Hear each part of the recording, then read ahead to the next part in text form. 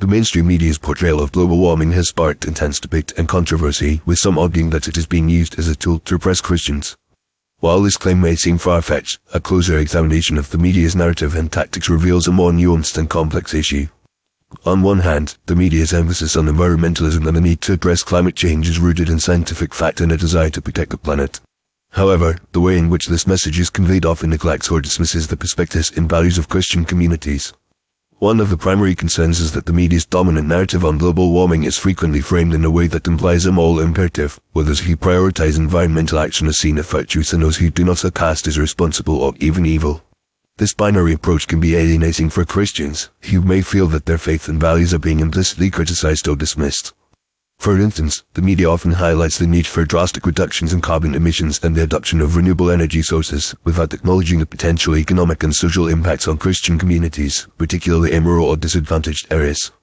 Moreover, the media's focus on individual actions and personal responsibility for reducing carbon footprints can be at odds with Christian teachings on compassion, forgiveness, and community. Christians are often encouraged to prioritize the needs of the poor, the vulnerable, and the marginalized. Yet the media's climate change narrative can create a sense of guilt and shame around consumption patterns, implying that individuals are solely responsible for the planet's problems. This can lead to feelings of anxiety, inadequacy, and disempowerment among Christians who may feel that their faith is being co-opted or compromised by the dominant environmental discourse. Furthermore, the media's tendency to conflate environmentalism with secular progressivism can be particularly problematic for Christians. The implied assumption that environmental action is synonymous with liberal politics and values can create a sense of cultural and ideological tension, where Christians feel that their faith is being pitted against their concern for the planet.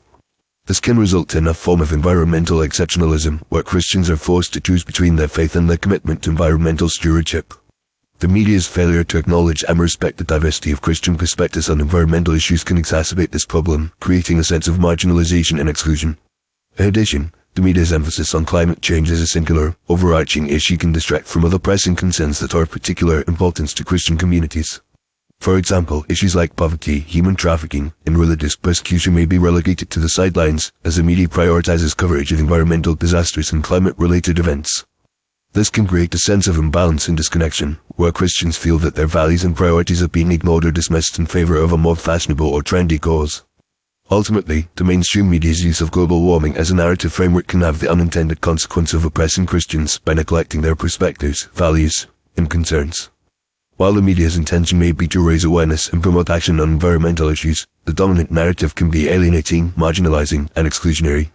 To create a more inclusive and respectful dialogue, the media must acknowledge and engage with the diversity of Christian perspectives on environmental issues, recognizing that faith and environmentalism are not mutually exclusive, but rather interconnected and interdependent. By doing so, the media can foster a more nuanced and compassionate conversation, one that respects the values and concerns of Christian communities, while also promoting a deeper understanding of the complex relationships between faith, environment, and social justice.